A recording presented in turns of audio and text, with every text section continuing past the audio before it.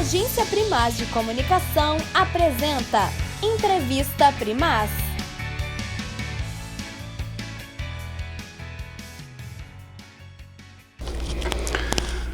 Olá, sejam todos e todas bem-vindos e bem-vindas a mais uma edição da Entrevista Primaz. Nesta edição, com a presença gratificante de dois ex-colegas, embora por pouco tempo, professores da Universidade Federal de Ouro Preto. Nós temos a honra de receber aqui nos estúdios da Agência Primaz, na Rua Elvio Moreira Moraes, na bairro Vila Aparecida, Vila Nossa Senhora do Carmo, número 27, sala 5, Luciano Campos da Silva e Roberta Eliane Santos Frois, recém-aclamados pela comunidade acadêmica da UFOP como os nomes de preferência dessa comunidade para gerirem os destinos da UFOP nos próximos 4 anos, a partir de fevereiro de 2025. Luciano, Roberta, sejam muito bem-vindos. É um prazer recebê-los aqui. Obrigada. Obrigado, Luiz. A gente tem aqui uma tradição de vamos começar do começo. E vamos começar do começo implica em apresentá-los para quem, principalmente para quem não é da comunidade acadêmica, já que vocês se tornaram, imagino, mais conhecidos ainda dentro da comunidade acadêmica, haja visto os 49% na pesquisa paritária. Eu vou falar, para quem não é da comunidade acadêmica, em seguida, o que significa essa expressão consulta ou pesquisa paritária, mas eu gostaria, Luciano, que você e Roberta brevemente fizessem um apanhado da trajetória de vocês até esse momento, não só dentro da universidade, mas aquilo que os trouxe à Universidade Federal de Ouro Preto e os conduziu até esse momento. Bom, minha trajetória é de uma pessoa que nasceu num bairro de periferia de Belo Horizonte, sou filho de pedreiro, de uma cantineira de escola, estudei minha vida inteira na escola pública, desde a primeira série até o doutorado, e portanto sou um grande admirador e ao mesmo tempo uma pessoa que reconhece o valor da educação pública. Eu fiz pedagogia na UFMG, depois ingressei no mestrado, fui direto para o doutorado, então concluí meu doutorado em educação e trabalhei desde os 18 anos na educação básica. Eu gosto dessa expressão professor. Sou professor desde os 18 anos de idade e ingressei na UFOP em 2008. A gente estava dizendo, ingressei justamente nessa leva de professores que vieram por causa do Reúne. De lá para cá, coordenador do curso de pedagogia por 2 vezes, pró-reitor adjunto de graduação, coordenador de grandes projetos na universidade e diretor do ICHS, o que me levou, então, a me candidatar a reitor da nossa universidade. Roberta? Bom, a minha trajetória, um pouco parecida com a trajetória do Luciano, vinda também de uma família pobre, de origem em Contagem. Meus pais viram, como a educação a única porta, para poder criar 3 filhas, 3 mulheres negras dentro da família. Então, investiram desde cedo na nossa educação, procurando sempre, dentro daquilo que era possível para a gente na época, estudar ter o melhor ensino, seja do ensino básico. E depois, na graduação, fui para a UFMG, onde eu fiz Química, licenciatura, onde eu fiz também mestrado, doutorado, pós-doc, que eu mudei um pouquinho, fui para Engenharia, mas sempre dentro de uma instituição pública federal. Essa paixão pela instituição, seja pela UFMG, seja pela UFOP, que me fez hoje, junto ao Luciano, buscar uma instituição melhor. Dentro da UFOP, eu entrei na UFOP em 2011, no departamento de Química. Em 2017 fui para a chefia do departamento, sempre buscando, antes disso já participei da vice-coordenação do programa de pós-graduação em Química. Fui para a chefia do departamento, depois fui para a presidência da Comissão Permanente Pessoal Docente, onde eu pude ter contato com todas as unidades, com os professores de todas as unidades, e agora estou como diretora do ICEB, que é o Instituto de Ciências Exatas e Biológicas, que é a maior unidade acadêmica hoje dentro da UFOP. E, juntando essa trajetória, juntando a experiência, a vivência que o Luciano tem dentro da instituição, onde busquei inspiração também, olhando para ele, vendo as atitudes dele, falei, bom, é com esse tipo de pessoa que eu quero andar junto, é com esse tipo de pessoa que eu quero andar, né, aprender mais, e começamos a construir, sim, uma proposta para a instituição, para o UFOP, e que se concretizou, né, com a formação da chapa e com o resultado da pesquisa paritária. Bom, então, cumprindo a promessa e aproveitando as duas últimas palavras da Roberta, né, para quem não é do meio acadêmico, a consulta paritária é uma espécie de uma eleição interna, onde os 3 segmentos que compõem a universidade, os professores, os outros servidores não professores, não docentes, mais o terceiro, que é o dos alunos, né, eles escolhem,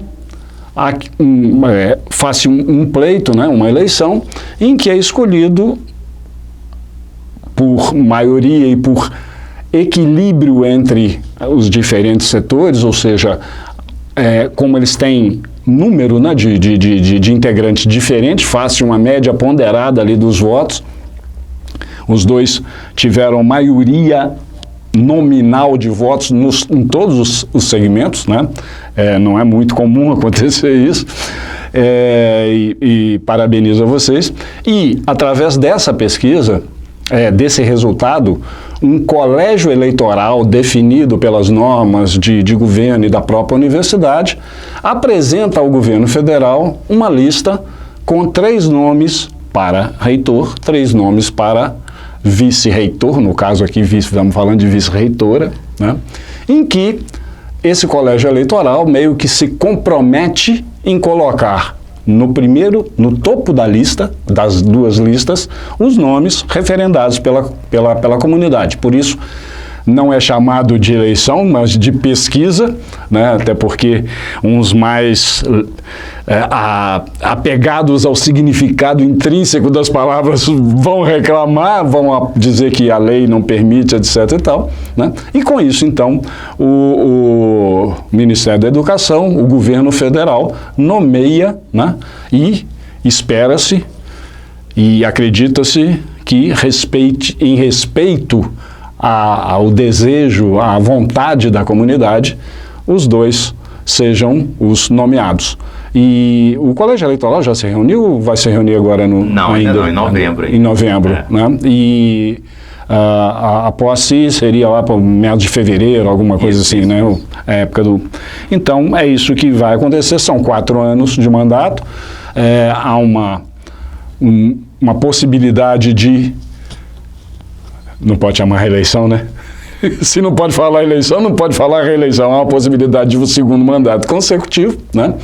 E o que se espera é que todo esse processo, que, no caso, até onde eu estou informado, foi muito tranquilo, muito feito com todo respeito, democraticamente, ao contrário de alguns anos, algumas décadas atrás, em que as coisas eram um pouco mais complicadas dentro da universidade. Bom, mas eu queria voltar um pouquinho, que fosse aprofundado um pouquinho uma coisa que a Roberta mencionou quando fez alusão a você, Luciano, com pessoas desse tipo que eu quero andar, que eu quero aprender, assim, de como é que veio sendo costurado, né, essa aliança, quais foram os pontos onde, e as épocas em que, os acontecimentos em que vocês descobriram essa afinidade, né, em termos de ideias de gestão de uma instituição como a UFOP. Bom, eu acho que inclusive esse foi um grande diferencial dessa dupla que nós estabelecemos. Nós temos conversado já há mais de 1 ano e meio. Na verdade, como você viu aí na apresentação, nós ocupamos alguns cargos na universidade, a gente já tinha essa posição de liderança, sempre os colegas que estavam na direção, alguns que já foram pró-reitores, nos pediam que a gente fosse candidato em algum desses pleitos.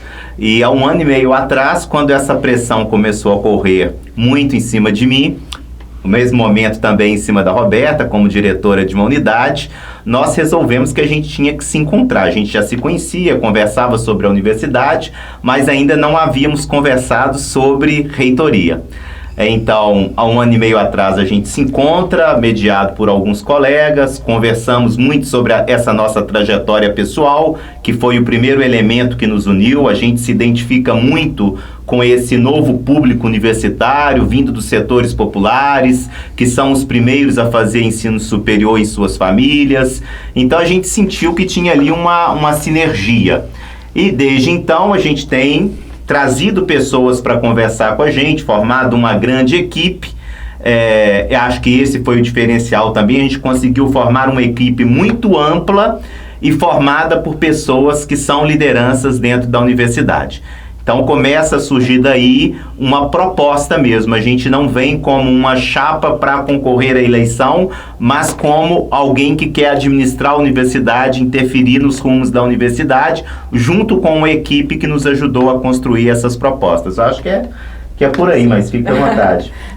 Inclusive, Roberta e Luciano, me desculpe eu não ter mencionado isso, eventualmente eu vou fazer uma pergunta ou outra direcionada, mas independentemente disso, fiquem à vontade para complementar e tal, vamos levar a coisa assim, da forma mais leve possível. Perfeito. Mas é isso, essa junção se deu mais por isso mesmo, de começarmos a discutir a instituição juntos, né, com nós dois e alguns outros colegas. Então essa aproximação ela foi bem natural nesse sentido, mas havendo também essa pressão, né, de colegas para que a gente candidatasse. E uma coisa que foi interessante é que nós não saíssemos separados, porque a gente ia dividir muita gente, né, e isso foi mencionado o tempo todo: olha, vocês não podem sair separados, né, e como eu falei no início, né, eu procuro as pessoas com quem eu quero andar junto, né, eu procuro as pessoas, olha, tem algo que me inspira, tem algo que eu posso crescer junto ali, então eu quero andar com essas pessoas. E o Luciano foi essa visão que eu tive dele, conhecendo o trabalho dele, né, e sendo colega dele, né, quando eu assumi a diretoria do ICEB, ele como diretor do ICHS, ocorreu essa aproximação maior. E uma coisa interessante, Luiz, nós só fomos discutir quem seria cabeça de chapa há uns 4 meses atrás. Então, esse convite feito há 1 ano e meio de uma conversa, ele foi um processo de construção de uma proposta, e chegou um momento que a gente mesmo, levado pelos colegas, nós tivemos que perguntar, então, quem sai como cabeça de chapa? E então, isso foi muito recente, mas isso foi importante também para a gente passar a imagem, para a gente se construir os dois como possíveis candidatos a reitor. Então, acho que esse processo, até de não ter discutido cabeça de chapa, acabou fortalecendo os dois para os debates e para a própria pesquisa paritária como um todo. Bom, a gente tem, né, algumas questões específicas, mas ainda falando em termos gerais, né, eu queria ressaltar aqui que todo o material de vocês, a carta-programa, eu não pude assistir presencialmente aos debates, mas alguns deles, pelo menos em trechos, eu fiz questão de assistir pelos vídeos, né? E eu noto que vocês sempre usaram e trabalharam muito a palavra diálogo, né, como base. Aliás, o próprio slogan da chapa, né, reconstruir o diálogo e planejar o futuro. Então, o diálogo como base do planejamento e, obviamente, não cabe aqui no slogan, né, e, obviamente, na execução desse planejamento, etc., né. O que houve na UFOP nos últimos anos que está sendo necessário falar tanto em diálogo, em necessidade, em aprofundamento, em importância? Pois é, Luiz. É bom saber um pouquinho dos bastidores, né? Nós gastamos aí pelo menos umas 3 semanas de muito debate para definir esse diálogo com colegas, alguns colegas até especialistas, né, na área de comunicação. E ao final, esse slogan acabou saindo porque ele foi a primeira conversa que nós tivemos há 1 ano e meio. Nós falamos da necessidade dessa reconstrução. De fato, ao longo desses últimos 8 anos, ficou visível, ficou patente que o diálogo se rompeu.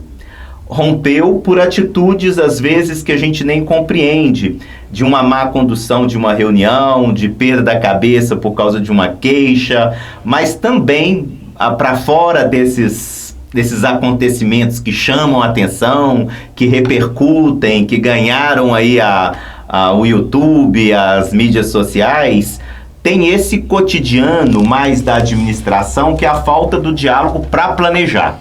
Então, quando a gente usa o diálogo, ele é desde esses eventos mesmos, onde rompe alguma coisa mais agressiva, e que sim, a comunidade assistiu isso, sobretudo em relação aos estudantes nos últimos 8 anos, mas também essa falta de diálogo para construir um planejamento para a universidade, a falta de diálogo para pensar o planejamento orçamentário, para executar o orçamento, ou seja, a gente começou a notar que era tudo muito personalista, tudo muito centrado em 1, 2 pessoas. E que, portanto, era possível, mais do que falar em diálogo, era preciso falar em reconstrução desse diálogo, na medida em que a gente também reconhecia que a UFOP já teve grandes lideranças que souberam dialogar e que tiveram o diálogo como um fundamento para a gestão democrática da nossa universidade. Então a gente ficou com um pouquinho de receio, mas acho que deu certo, acho que bateu muito com o que a comunidade estava sentindo. Era menos prometer só o diálogo, era uma reconstrução desse processo, inclusive fazendo alusão a um passado onde esse diálogo existia. E você, Roberta, voltando até a questão do que o Luciano mencionou agora há pouco, do pouco tempo decorrido de hoje para trás, né, entre essa definição, né, mas você mencionou uma coisa na abertura de um dos debates, se não me engano, no ICSA, da questão do eixo. Mariana, sair um pouco do campus de Ouro Preto, né? Eu gostaria que você falasse um pouquinho sobre isso, porque, assim, historicamente, né, a Universidade de Ouro Preto, ela teve, até certo ponto, uma tendência que foi muito, que veio se formando, felizmente até, com algumas melhorias. Nós tivemos uma época, vocês não se lembram disso, vocês eram crianças, em que os nossos reitores eram impostos por Brasília, né? Uma sucessão de 3 ou 4, alguns claramente colocados como interventores, né? Essa questão da participação da comunidade, ela é bem recente, né? E mesmo quando ela surgiu com muita contestação, com muita dificuldade, né? E a partir do instante em que isso se começou a se normalizar, né, a gente teve uma predominância, né, de reitores oriundos do campus Ouro Preto e até mesmo, mais particularmente, da Escola de Minas, né? Como é que você vê a importância disso? Porque nós já tivemos uma vice-reitora também aqui do ICHS, né? Mas chegou ali e parou, né? Não subiu o degrau. Como é que você vê isso e por que para você isso foi tão importante que você chegou até a mencionar num debate público? Então, é um tema que muitas vezes as pessoas evitam, né, falar, só deixa passar. Vai passando anos e anos e anos, gerações aí dentro da UFOP, a gente vai deixando vai normalizando. Vai normalizando. É natural que, né? Só que não é natural. Hoje nós estamos numa universidade que é plural, que é diversa, mas que isso não se reflete na reitoria. Reitoria é sempre no mesmo lugar, sempre vindo das mesmas fontes, sempre vindo dos mesmos grupos internos, né? Que eu só fui descobrir agora quando me perguntaram de qual grupo que você é aqui dentro da UFOP. Eu falei, eu nem sabia que tinha grupo, né? Ingênua. É obrigatório, é mandatório se filiar. Eu tomado posse, eu não lembro de ter filiado a nenhum grupo interno, não. Então, assim, quando me deparei com essa pergunta numa conversa que eu tive nesses bastidores, né, pré-campanha, que eu falei, gente, realmente são sempre ou é grupo X ou Y, que eu não sei quais são, não vem ao caso agora, mas nunca vai ser abraçado, então, uma diversidade dentro da instituição. E hoje, isso é importante porque, não desmerecendo de forma alguma os colegas do campus Morro do Cruzeiro, os colegas da Escola de Minas, falei isso muito com os meus alunos são todos da Escola de Minas, né? E eleição, pesquisa paritária, você já viu, né? Muita fake news falaram que a gente ia fechar a Escola de Minas, olha que você... Eu falei, gente, né, isso não faz mais... Isso é atentar contra a inteligência de... Como se fosse possível, né? Vamos começar, né? Como se fosse possível, né? Uma coisa, eu vi de colegas docentes falando para os alunos que a gente ia fechar a escola. Isso, assim, né? Era o rumor que tinha. Não desmerecendo de forma alguma, mas por que a reitoria da universidade só pode ser restrita a esse eixo, só pode ser restrita ali ao campus Morro do Cruzeiro e sempre com predominância de Escola de Minas, sempre participando de alguma forma ali, reitor ou vice, sempre tem alguém da Escola de Minas. Isso não reflete a universidade que nós temos hoje. Hoje você pega em números da UFOP, você pega o perfil dos alunos da UFOP, né, a quantidade de alunos hoje, ela é muito maior do que... Não é uma Escola de Minas ampliada. A Escola de Minas pertence ao UFOP, não é o UFOP que pertence à Escola de Minas. Então, essa visão precisa ser modificada e tem que começar em algum momento. E é uma importância muito grande que é a primeira vez que a gente tem um reitor, né, das humanidades. Já tivemos vice, mas o primeiro reitor, se eu não me engano, que veio de uma área que não é uma área das exatas ou biomédicas, né? É um reitor das humanidades, né? Por mais que eu seja da área de exatas, né? Que eu sou da química, mas isso tem um significado muito importante hoje para a instituição, né? E isso foi refletido no resultado da pesquisa, né? Abraçar a diversidade, abraçar a pluralidade que a UFOP é hoje. E esse é o significado dessa chapa, esse foi o significado da importância, para eu mencionar isso na abertura de um dos debates. Isso para mim é o que pesou mais, né? Ver a universidade hoje como todo que ela é, né? Para fazer jus ao nome universidade, né? A gente precisava sair um pouco desse eixo.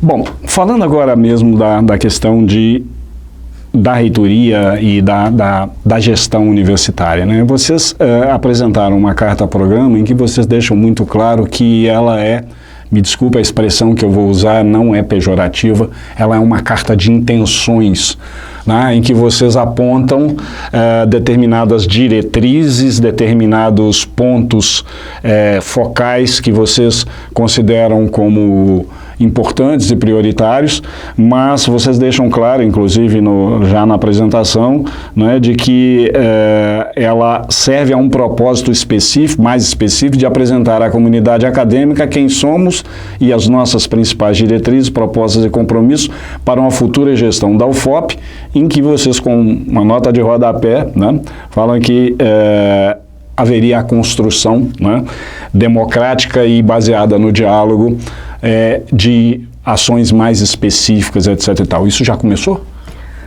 Isso eu espero que já comece semana que vem.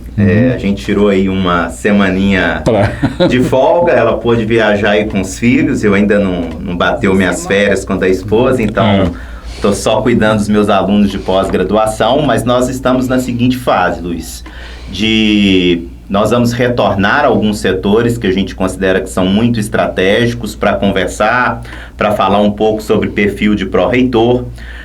Nós vamos começar agora a montar a nossa equipe. A gente optou lá desde trás a não conversar com ninguém sobre pró-reitoria. Estamos vendo agora que fizemos o correto, porque não é fácil. Uma das dificuldades que nós temos, já vamos anunciando, né, porque sempre alguém fica de fora, é que nós construímos uma campanha com muitas lideranças e muitos apoios. E são, em grande parte, apoios que já têm uma longa trajetória na universidade. Isso, por um lado, é bom, porque trouxe bons quadros e bons apoios na campanha. Por outro, agora, também na hora de constituir a equipe, a gente já vê que, obedecendo a critérios de diversidade das unidades, diversidade de gênero, diversidade racial, ou seja, é bem provável que muitas pessoas importantes com as quais a gente gostaria de contar na nossa equipe, a gente não possa contar, pelo menos para esse momento inicial. Então, a gente está ali naquela fase esperando a eleição propriamente dita, que seria no CUNE, né, no Conselho Universitário, e, ao mesmo tempo, já começamos a pensar equipe e processo de transição. A gente quer fazer um processo de transição bem feito, parece que vai haver tempo, com uma equipe grande, fazendo um diagnóstico para a gente já começar o mandato com algumas prioridades bem estabelecidas e pensando já, inclusive, aí algumas metas para os 100 primeiros dias, que eu acho que isso é fundamental. A atual administração já sinalizou essa questão da transição? Sim, a atual... Primeiro que as chapas me ligaram normalmente, então você tinha perguntado, foi um processo tranquilo. É lógico que para quem está dentro nunca é totalmente tranquilo, tem sempre as fake news, os boatos, mas assim, eram colegas que eu tenho como amigos e que eu conheço. Inclusive o segundo colocado fez um vídeo muito interessante já no próprio dia, o Leonardo, né? Que foi meu colega de departamento. Exato. E eu achei assim uma atitude muito interessante, muito digna de aplauso, né? Em que ele coloca, né? Assim, e não haveria por que ser diferente, né? Reconhecendo o mérito, né, de vocês e desejando toda a felicidade ali, com um sentimento, assim, a meu ver, de interesse institucional e não do candidato ao cargo, né? Exato, a gente já tinha e tem, né, e mantém tanto com ele, com o Cocota, uma amizade, já trabalhamos juntos e... Na verdade, a gente... Estão sempre transitando pelos conselhos, né? Mesmos lugares, mas eu acho que até mais, especialmente com o Leonardo, sempre nós tivemos uma conversa mais íntima mesmo. O fato é que ele estava numa continuidade de uma administração que a gente reconhece algumas falhas. Durante os debates, inclusive, a gente tomou essa decisão de assinalar muito objetivamente aquilo que a gente via de errado, mas todos eles me ligaram no mesmo dia, reconhecendo a nossa vitória, e também o professor Hermínio, a professora Cláudia já me ligaram, já se colocaram à disposição para a gente fazer um processo de transição tranquilo, que é como deve ser, né? A universidade não pertence a ninguém, a não ser o povo brasileiro. Nós ocupamos esses cargos, vamos tentar servir da melhor forma possível e o nosso tempo... Até porque você usou o verbo, né? Servir, somos... Eu ainda me considero, né? Sou aposentado, mas não somos servidores. E os servidores de quem? Do povo brasileiro, né? Exato. Aqui na UFOP eu brinco que até, assim, às vezes o pessoal não gosta que usa o termo servidores, porque as pessoas costumam se referir a servidores somente para os técnicos administrativos. Os não docentes, né? Os não docentes. Mas eu gosto de usar, né? Tanto o professor como o técnico são servidores, e a ideia de serviço público, de estar a serviço dos outros, que é mais, nós estamos a serviço daqueles que aqui vêm estudar, mas estamos a serviço do conjunto da população, porque todos se beneficiam do serviço que a universidade presta, né? E nessa montagem, né, temos aí uma coincidência que, de certa forma, vocês mencionam na carta, que é o último ano de vigência do PDI, né, do atual PDI. Né? E aí, em relação a ele, eu gostaria de fazer duas perguntas, mas vou fazer uma de cada vez. Né? Eu queria saber de vocês, porque vocês, os dois, né, vivenciaram todo o período de vivência do atual PDI, afinal de contas, o PDI é um documento para inglês ver? Pois é. Ou para ler? Mas no caso específico da UFOP, como é que está o andamento? Então aí já vou emendar a segunda, né? O que vocês já podem adiantar sobre as ideias de vocês para o próximo decênio, né? O PDI 2026-2035, né? Que ao longo do ano que vem ele vai ter que ser desenvolvido, né?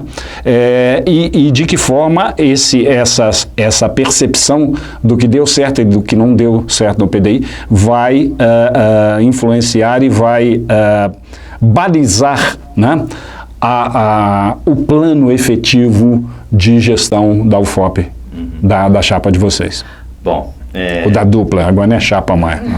Deixa eu tentar não ser extenso. Primeiro que eu acho, assim, que de fato existe no serviço público, mas especialmente nas universidades, a inexistência de uma cultura de planejamento, ou seja, que também é muito prejudicada pelo próprio orçamento, que nunca é um orçamento que fica ileso a contingenciamento, a cortes, portanto, isso também dificulta a prática de planejamento. Mas isso não pode servir de desculpa para não termos nenhum tipo de planejamento. E aí, nos referindo especialmente ao PDI, eu acho que a UFOP tem melhorado os seus documentos, né? O documento atual, ele já é melhor que o anterior e a gente imagina que o próximo possa ser ainda melhor. A gente fez isso publicamente, uma crítica de que se utilizou pouco PDI, para criar uma cultura de planejamento que passe desde a reitoria até chegar aos departamentos. Então lá, aqueles objetivos, aquelas metas, aquelas estratégias deveriam servir para irradiar para o conjunto da universidade se pensar o que ela quer ser. Muitas vezes nós vimos, por exemplo, pedir-se aos departamentos propostas de novos cursos, sendo que o nosso PDI tem lá uma meta estabelecida sobre crescimento, que nenhum crescimento futuro seria feito sem ampla discussão com a comunidade, com uma pesquisa prévia sobre a questão profissional, se tem público para aquele curso ou não. Ou seja, eu diria que o PDI foi muito utilizado burocraticamente, já que os órgãos externos cobram sempre que você coloque lá, tem que ter, todo o seu planejamento, toda a sua justificativa vem em cima das metas. O que a gente quer para o futuro? Melhorar ainda mais o PDI. Eu particularmente acho que para melhorar o PDI, ele tem que ser um documento um pouco mais enxuto, sabe, Luiz? E a gente deve evitar, talvez, uma cultura que teve no último PDI, que é de todo mundo achar que ele é um espaço de reivindicação. Então, todo mundo coloca tudo porque fala assim, se tiver no PDI, tem que estar contemplado. Então, virou um documento muito cheio, um documento com muita coisa. E talvez a gente tenha que ter um documento mais enxuto que diga sobre as nossas prioridades, que diga sobre que universidade nós queremos ser nos próximos anos. Para isso, a gente vai ter que trabalhar muito de forma que ele seja um documento mais técnico, mas ao mesmo tempo que ele não perca a característica de ouvir a comunidade, de ter a participação da comunidade na definição das suas metas, dos seus objetivos. E nós pensamos também, não somente a avaliação periódica que tem que ter, mas como se... O que acontece, na verdade, muita gente nova, muito professor, muito novo dentro da instituição, e muitas vezes as informações elas ficam lá atrás, elas não vão sendo repassadas periodicamente. O que a gente pensa, né, em fazer, né, Luciano, são fóruns de discussão mesmo, em cima, olha, quais são as metas que foram estabelecidas, além de metas mais nítidas dentro do PDI, né, não um PDI lotado de reivindicações, mas metas de alcance possíveis, né, dentro desses próximos 10 anos, mas reuniões abertas a toda a comunidade para discutir ali, que seja setor por setor, área por área, em cima do PDI, aquilo que está sendo feito e aquilo que está sendo proposto, até mesmo para ambientar as pessoas que vão chegando no decorrer desses anos, né? Eu lembro, na chefia do departamento, a gente estava no processo de discussão, finalização, né, da discussão do PDI, e perguntando para alguns colegas que entraram né, na mesma época que eu, ou alguns anos antes, só você vai participar das discussões do PDI, mas o que é isso? O que é um PDI? Gente, né, isso, tudo bem, nós não temos que saber de cor o PDI, mas a gente tem que saber que nós temos uma diretriz institucional ali, né, a ser seguida.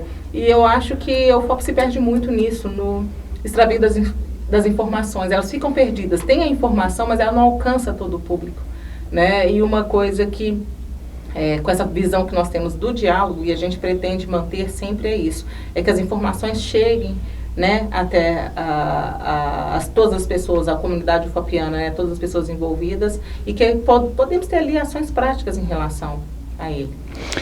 Você colocou aí uma questão bastante importante. Eu vou fazer uma suposição aqui, mas em condições normais de temperatura e pressão, a gente já estaria passando por uma situação de estabilização de docentes e funcionários e técnico administrativo, etc. Tal, porque nós tivemos não só um ingresso considerável na época do Reúne, há 15, 16 anos atrás, né?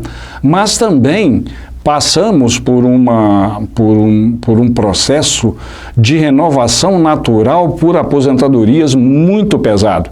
Eu estive nessa leva, né? Claro que, né, não é aquele negócio de 100% ali, né? Então, assim,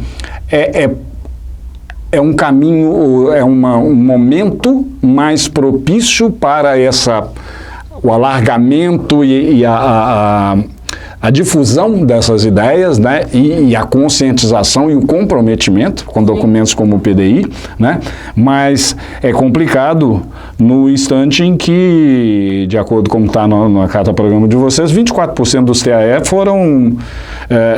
foi uma redução de 24% em 7 anos, né? Isso não só, como vocês apontam, é uma coisa que leva a uma terceirização que muitas vezes conduz à precarização, né? Como até mesmo algumas coisas que são complicadas, porque a lei não permite a terceirização em todo e qualquer setor. Existem setores em que é impossível fazer terceirização. E aí como é que faz? O servidor sai, né? Você vai ter um curso em que 50% dos professores pediram transferência, demissão, aposentadoria, etc e tal. Como é que você vai fazer? Você vai terceirizar o ensino, né? É complicado. Mas né, Luciano, inclusive, nós tivemos uma conversa para que a gente pudesse fazer aquela reportagem noticiando, né, a escolha de vocês, e é um dos pontos que você colocava como, assim, de muita preocupação, né? E a gente vê que junto a isso nós temos a questão dos cortes orçamentários, nós temos aí, nos últimos anos, alguns governos progressistas, intermeados por períodos conservadores, mas mesmo os progressistas mantendo uma política de redução de orçamento que é extremamente preocupante, né? Como é que vocês dois estão imaginando, né, levar, tocar o barco, digamos assim, inclusive com a promessa, né, e o espírito de democratização orçamentária, que muitas vezes é dito, mas nós vamos democratizar o migalha, né?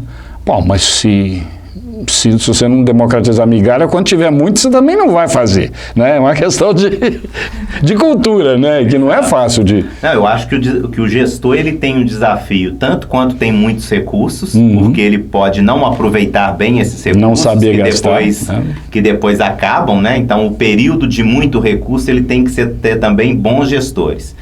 Quando o recurso é pouco, a gente tem que tentar ampliar esses recursos. Depois, a gente tem que saber priorizar, e essa priorização a gente acredita que tem que ser feito junto com a comunidade.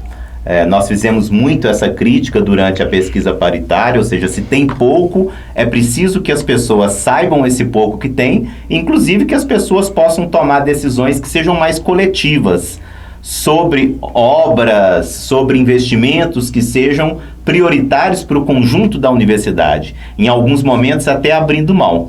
Mas hoje não tem jeito, né? O recurso que tem é esse daí. Eu acho que a gente também tem que, ao mesmo tempo, ter alguma autonomia para reivindicar mais recursos. Particularmente, eu tenho dito que, mesmo em governos progressistas, ainda não está bem estabelecido o papel da universidade no desenvolvimento do país. Então, quanto de recurso deveria ser abarcado, qual o papel da universidade pública na construção do país, na melhoria da qualidade do emprego, da nossa indústria, do nosso comércio. Então, saber o papel da universidade ainda é um desafio para os governantes. Se eles soubessem, talvez teriam a universidade como algo mais central, que significa um financiamento que seja adequado, mas que também seja previsível, né, Luiz? Você já teve lá como fazer planejamento, como conduzir a universidade com cortes, com contingenciamentos. Então, o orçamento ele tem que ser melhor, mas ele também tem que ser mais previsível, é importante. E hoje, sem dúvida também, qualquer reitor tem que tentar complementar esses recursos que vêm diretamente da LOA com outras formas de recursos, né? Hoje as emendas parlamentares, querendo ou não, digo querendo ou não, porque eu não imagino que seja bom um país que dá 54 bi para serem administrados dessa forma, mas se vamos ter que lidar com isso, vamos usar a inteligência da universidade. Nós temos muitos professores que são bem relacionados, muitos pró-reitores que vamos indicar que são bem relacionados, temos amigos também em vários ministérios, né? E tentar uma forma da gente complementar, inclusive com a emenda parlamentar, mas também com verbas de outros ministérios e inclusive também as prefeituras municipais aqui têm muito a dialogar com elas em vários investimentos, em várias parcerias. Muito bem.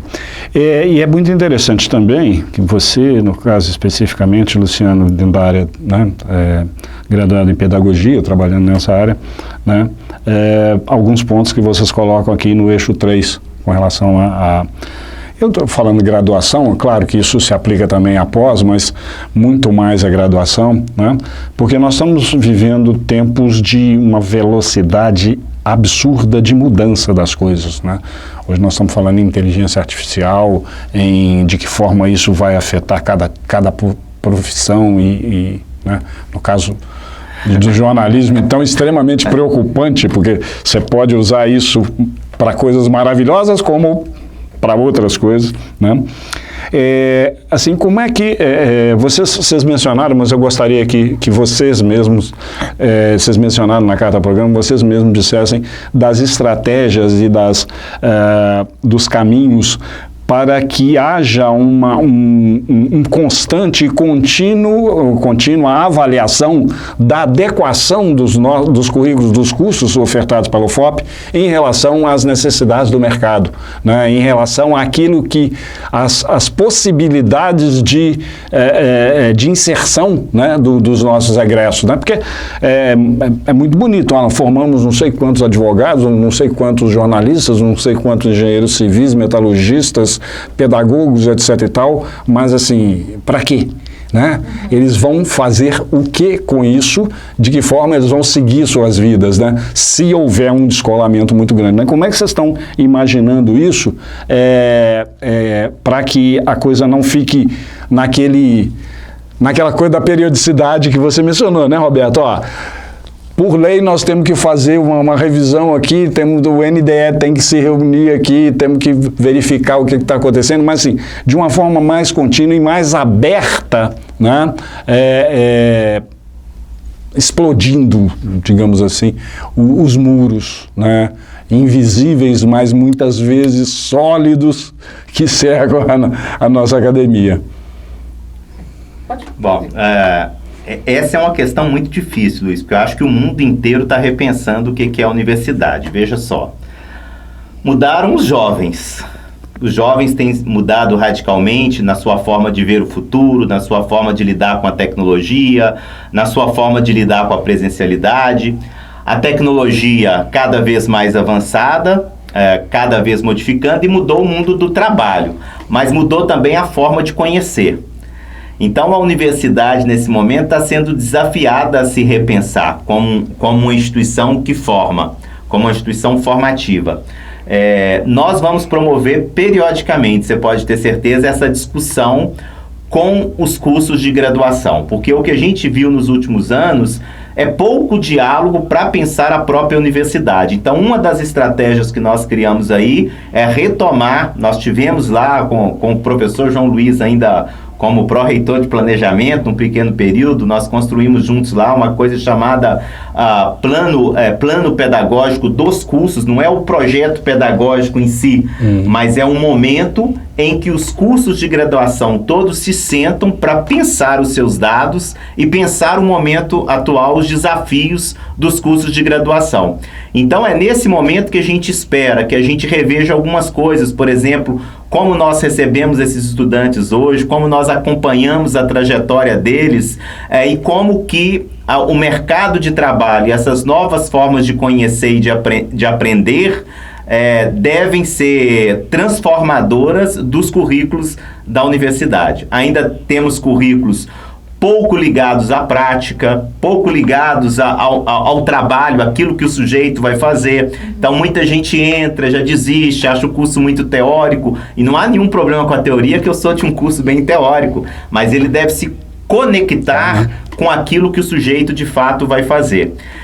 Acho que essa não é uma tarefa só da Universidade Federal de Ouro Preto, acho que o MEC deveria estar muito preocupado com essa discussão, né? Acho que o MEC, na verdade, foi tomar o susto com o censo de 2022, com esses dados que, de fato, questionam aquele que foi, a meu ver, pelo menos eu faço essa avaliação, a grande obra do governo Lula, ao lado aí de uma valorização do salário mínimo, a expansão das universidades.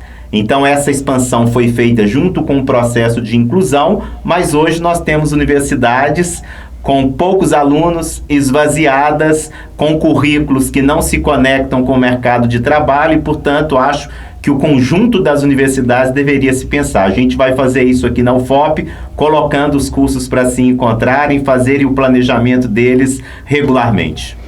Eu vejo como uma mudança cultural mesmo, né? Nós falamos aí na mudança dos alunos, mudança, né, da forma de aprender e a mudança da forma de ensinar, a mudança da instituição precisa também acontecer. A mudança da didática, a mudança pedagógica da instituição também precisa acontecer.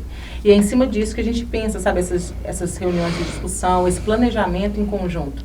Não adianta a gente querer que o mundo que está totalmente mudado se adeque à universidade. Quando eu falo universidade, são todas, né? Se adeque à universidade de quando nós estudamos, de quando nós formamos. Não vai ter jeito, né? Nós vamos ter que nos adequar. E quando a gente fala isso, assusta muita gente. Mas eu vou ter que abaixar muito o nível das minhas provas, que a gente escuta quando propõe alguma mudança, né? Nós não estamos falando de pontuação, de nota, mas nós estamos falando de adequação. Hoje as pessoas a percepção dos jovens, né, é bem diferente da que era nossa. A forma de aprender mudou. A forma de ensinar, a forma da universidade se posicionar precisa também de dessa adequação e dessas mudanças, né? E você mencionou, já estava aqui na minha colinha aqui, né? Essa questão que não é específica da UFOP, né? Nós estamos com um edital de reaproveitamento e de preenchimento de 600 e poucas vagas. Às vezes 300 e 300 e poucas vagas, não, desculpa, são 300 e poucas, assim, e é recorrente, né? A abertura de editais desse tipo, né?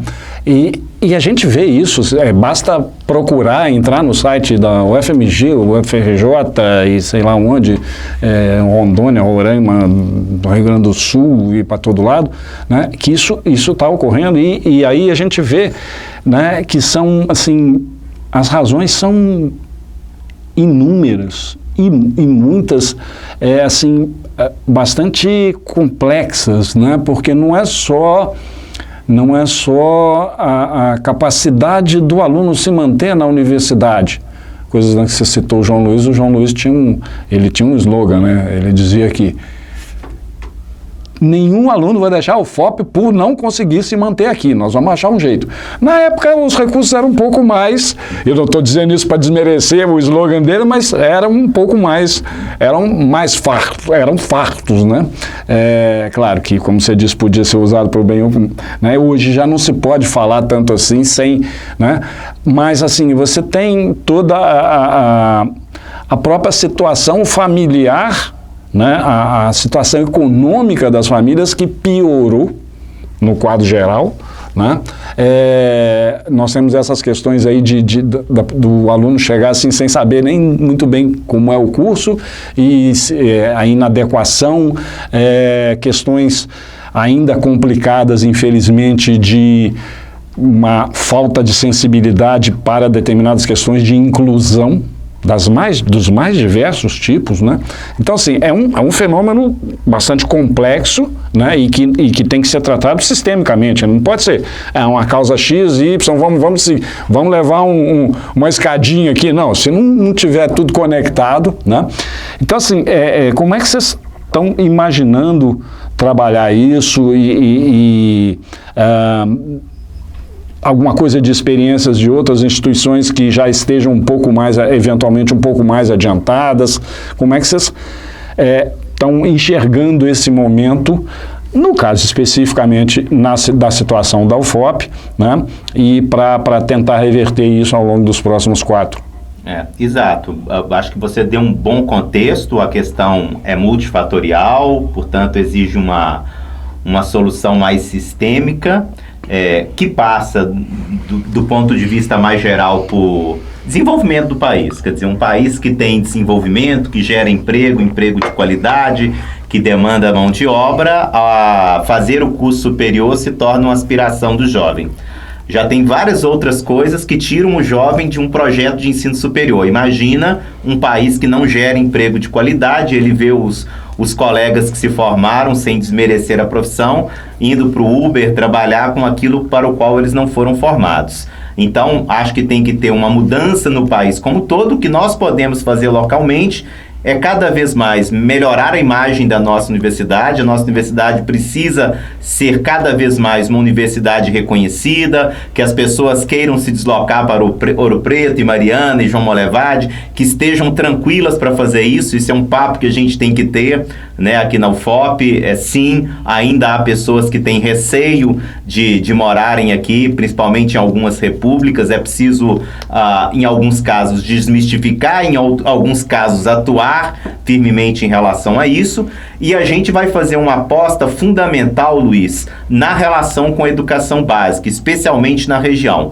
A gente já tem muito aluno da região, mas a gente considera que é possível, numa parceria com a prefeitura, modificando os processos seletivos, ampliar a oferta de vaga para moradores das cidades próximas.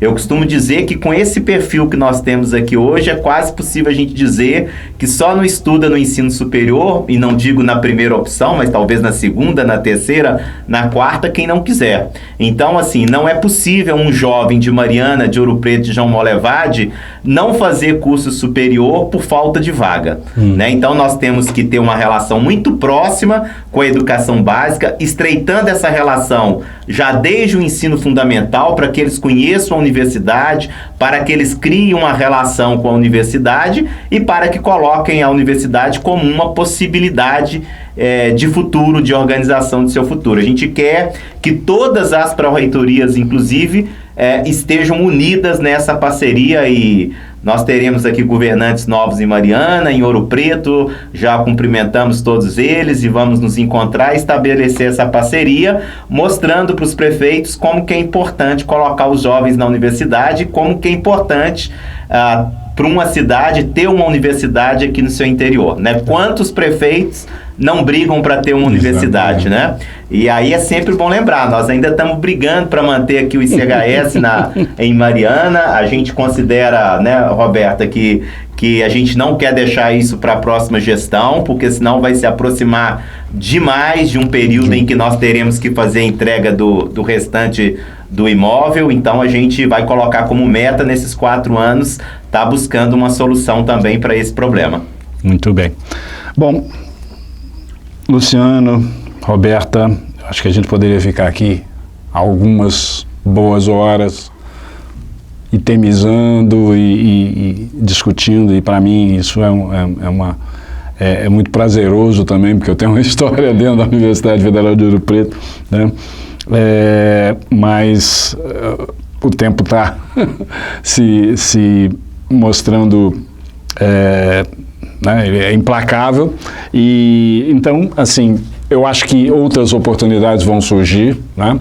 Daqui a pouco a gente vai ter aí uma definição mais detalhada do plano de ação de vocês, da equipe, né? Então a gente quer, e é importante para nós,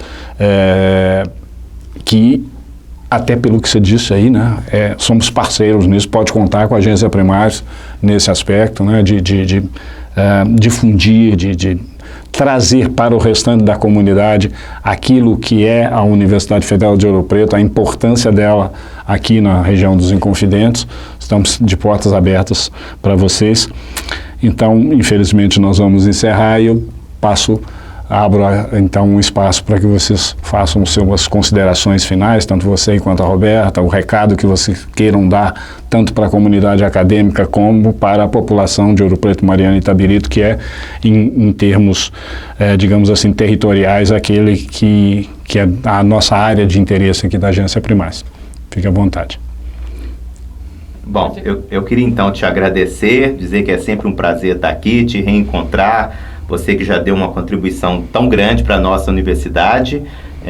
Também é sempre uma satisfação ver esse novo rumo da sua vida. Eu costumo falar disso para as pessoas, porque todos nós passaremos pelo processo de aposentadoria, e ver uma pessoa tão vibrante, tendo encontrado um caminho tão bonito, nos inspira inclusive a pensar isso para os nossos colegas professores e técnicos, que uma hora chega a aposentadoria.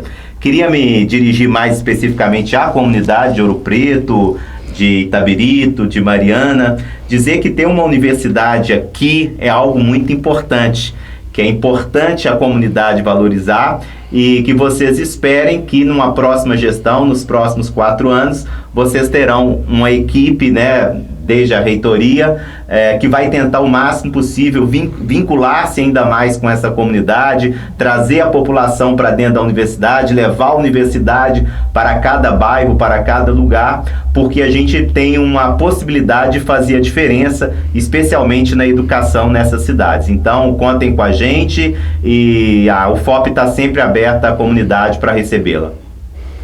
Gostaria de agradecer, né, a oportunidade de estar aqui, conhecer, né, nosso colega, professor, ainda, né, mesmo aposentado, mas professor é sempre professor, não tem jeito.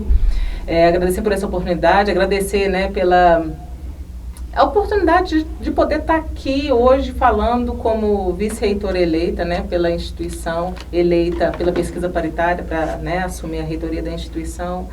E dizer para vocês que a universidade ela não pode ser um extraterrestre dentro da comunidade, ela não pode ser algo visto como, olha, é de fora, não é nosso, não nos pertence. A universidade pertence a Ouro Preto, pertence a Mariana, pertence a Itabirito, que é a nossa região aqui, e pertence lá a João Molevade. E isso é muito importante, isso precisa ficar frisado. E esse pertencimento, essa sensação de pertencimento da universidade à cidade e da cidade à universidade que a gente precisa e temos como meta trabalhar, né? Trabalhar junto com vocês para que a universidade seja vista com esses olhos, com o olhar de, olha, ela está aqui para contribuir, para ajudar, né? Para abraçar a cidade, assim como a cidade, né, precisa também abraçar a universidade. Nós estamos aqui, né, Luciano, para isso. Obrigada. Bom, e dessa forma, então, chegamos ao final de mais uma edição da Entrevista Primaz, agradecendo ao Luciano Campos, a Roberta Frois, pelo tempo, pela disponibilidade, pela conversa gostosa que tivemos aqui, tá? E deixando bastante claro aqui, Luciano, nossos votos de profícuo trabalho, muito sucesso dentro de tudo que você se propõe a fazer. E entre nós, Agência Primaz e nossos convidados, os que nos acompanham, né, ao longo desses quase 6 anos já de existência, nosso muito obrigado pela audiência e esperamos nos encontrar em breve. Até a próxima. Luciano, Roberta, muito obrigado.